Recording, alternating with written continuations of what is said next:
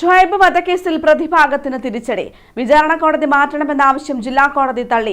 Thalassery additional ജില്ലാ കോടതി 3-ൽ തന്നെ കേസിന്റെ വിചാരണ തുടരും.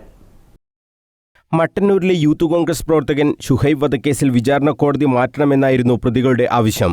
ഈ ആവശ്യം ഉന്നയിച്ചാണ് തലശ്ശേരി സെഷൻസ് കോടതിയെ പ്രതികൾ സമീപിച്ചത്. ഈ ഹർജിയാണ് ജില്ലാ സെഷൻസ് കോടതി തള്ളിയത്. അഡീഷണൽ സെഷൻസ് കോടതി 3-ലാണ് വിചാരണ നിലവിൽ നടക്കുന്നത്. ഇത് മാറ്റണമെന്നായിരുന്നു പ്രതിഭാഗത്തിന്റെ ആവശ്യം. കേസിലെ വിചാരണ നടപടികൾ നീട്ടിക്കൊണ്ടുപോകാൻ പ്രതിഭാഗം മനഃപൂർവ്വം ശ്രമിക്കുകയാണെന്ന ആക്ഷേപം നേരത്തെ ഉയർന്നിരുന്നു. ഇത് ചൂണ്ടിക്കാട്ടി പ്രതികളുടെ ജാമ്യം പോലും റദ്ദാക്കുന്ന രീതിയിലേക്ക് വിചാരണ കോടതി എത്തിയിരുന്നു. പിന്നീട് സെഷൻസ് കോടതിയെ സമീപിച്ചാണ് പ്രതികൾ ജാമ്യം നേടിയത്. സാക്ഷി വിസ്താരവുമായി സഹകരിക്കാൻ പ്രതിഭാഗം അഭിഭാഷകർ തയ്യാറാകുന്നില്ല എന്ന ആക്ഷേപവും ഉയർന്നിരുന്നു. ആകാശ് തില്ലങ്കേരി ഉൾപ്പെടെ 17 പ്രതികളാണ് കേസിലുള്ളത്.